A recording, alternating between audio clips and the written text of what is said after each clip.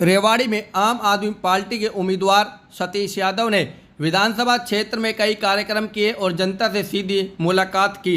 सतीश यादव ने अपने चुनाव प्रचार के दौरान गांव जोड़ावास, हादसा, तीतरपुर, माजरा, बालियर खुर्द, डूंगरवास जैसे ग्रामीण क्षेत्रों का दौरा किया। इसके अलावा उन्होंने शहरी इलाकों में वाल्मीकि मंदिर के पास दारूहेड़ा, चुंगी, राजीव नगर, धक्का बस्ती और शास्त्री नगर में भी एक सभा को संबोधित किया। यादव ने कहा कि मेरा लक्ष्य है रेवाड़ी को एक आदर्श विधानसभा क्षेत्र बनाना है। उन्होंने कृषि क्षेत्र में नवीन तकनीकों के उपयोग, सिंचाई सुविधा के विस्तार और कृषि उपज के उचित मूल्य सुनिश्चित करने का वादा किया। उन्होंने कहा कि पंजाब के सीएम भगवंत मान और सांसद संजय सिंह रेवाड़ी का दौरा रेवाड़ी के लिए खास वादा कर गए हैं। 29 सितंबर को अरविंद केजरीवाल रेवाड़ी में सभा करने के लिए आ रहे हैं। उन्होंने कहा कि यह समय बदलाव का है। रेवाड़ी की जनता अब एक परिवार की राजाशाही से छुटकारा चाहती है। किस तरह का रिस्पांस रहा, क्योंकि अब लगातार 8-9 दिन बच रहे हैं बस केवल। रिस्पांस तो आप देख ही रहे हो, सब जगह से ऐसा ही है जिस तरह यहाँ इलाके की तस्वीर, तकदीर बदलने की बात कर रहे हो, लेकिन लोगों में निराशा है कि लंबे लंबे वादे हमेशा जो आप पे विश्वास क्यों बात है, वाकई में निराशा है और यकीन नहीं करते क्योंकि खोखले वादे हैं। मैं इलाके की तस्वीर और तदबीर इसलिए बदलने का काम कर रहा हूँ। मैं कर्मयोगी आदमी हूँ और मैं जहाँ गया हूँ मैंने उस क्षेत्र में काम किया है। आप बार एसोसिएशन का अध्यक्ष आप वहाँ जाके पता करते हैं। उस बार में वकीलों के बीच में रह के मायने बदल के आया हूँ वहाँ बार में, और जिला परिषद का अध्यक्ष रहा, वहाँ भी मैंने काम करके दिखाया है। और जनप्रतिनिधि कैसा होना चाहिए, सरल, आराम से मिलने वाला, ये जो थाने तहसील किस तरह की बात नहीं करने वाला, और केवल अपने लालच को छोड़ दो। आप अपने परिवार तक सीमित हो जाओ, अपने परिवार तक नौकरी ले जाओ, अपने रिश्तेदारों को आपको ठेके देने लग जाओ, तो वहाँ गड़बड़ हो जाती है, सिस्टम फेल हो जाता है।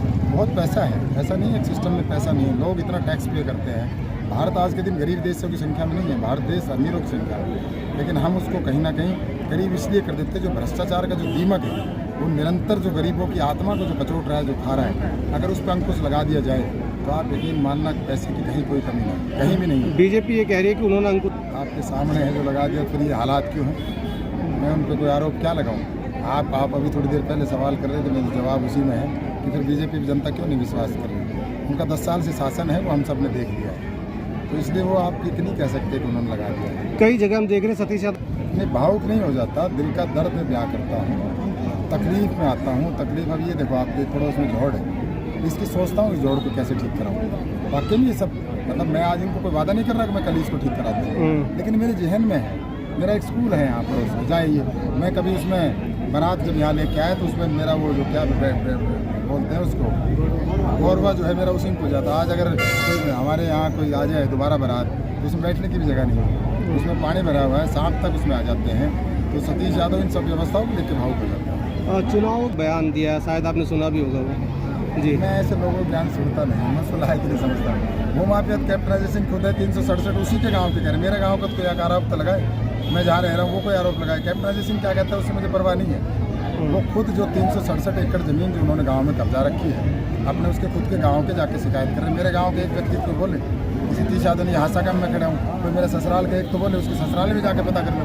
उसके ससुराल के नौजवान का परसों एक एक्सीडेंट हुआ है, जिंदगी और मौत के बीच में झूल रहा है, अपने रिश्तेदारों की ज़मीन बचाने के लिए किस तरह से बाईपास दिया है। क्या बोलेगा कैप्टन है क्या उसके पास? कभी गुजरो गाड़ी, कभी जाटो गाड़ी, कभी अहिरो गाड़ी, कभी ये कहता है मुसलमानों ने वोट दे दी, कल को ये कहेगा मुसलमानों ने नहीं दे दी, कभी इतना गिर जाता है कुछ और कर लेता है। मैं उसके बारे में बात नहीं करना चाहता, मैं उसके लायक भी नहीं समझता। कैप्टन सिंह यादव कह रहे सतीश कभी झाड़ू, कभी कमल, कभी निर्दलीय। सतीश इस इलाके के लिए अगर कुएं में कूदना पड़ा तो कूदेगा। कैप्टन सिंह को क्या तकलीफ है? मैं किस सिंबल से लड़ रहा हूँ, मेरे सामने आओ ना, और कैप्टन सिंह से बताओ। आप भी कल तक उस पर चश्मे के निशान जो होता था कभी पुराने समय में, वहाँ से आके चौटाला साहब को छोड़ के पार्टी ज्वाइन कर लिया। लगातार लड़ाई मिल रही है बाप बेटे को, और कभी एक बीजेपी में घुसने की बात करता था, कभी इधर जाता था, कभी इन बातों में क्या रखा है यार? आप काम की बात करो ना। सतीश यादव किस दल से लड़ रहा है, आपको क्या लेना देना? सतीश यादव से लड़ो तो सही, मुकाबले में बातों करके विकास के नाम पे लड़ाई करो। मैं किस दल से हूँ, आपको क्या तकलीफ? कैप्टन साहब कह रहे हैं सतीश यादव की लिस्ट देख 30 परिवार के कौन लोग हैं जो नौकरियां लगाई है, मेरे को तो पता ही नहीं। इनका खुद का दामाद है ना, इनका खुद का भतीजा है ना, इनका खुद का साले का लड़का है, इनका खुद का भांजा है डीएसपी, इनके खुद के मंडी सेक्रेटरी है 2 भांजे, इनका खुद का वाईएमसी का, इनका जो बहनोई थे वो वाईएमसी के चेयरमैन थे आपकी यूनिवर्सिटी के, और कितनी के बताऊँ, और जाके पता कर लेना। और इनकी खुद की बेटी उस टाइम एडिशनल एडवोकेट जनरल थी, बेटा प्रदेश अध्यक्ष था, और क्या लिस्ट बताऊँ? उनको पता है, और नहीं है तो बताए ना, मेरे ऊपर डाले कि सतीश यादव झूठ बोल रहा है। ठीक है।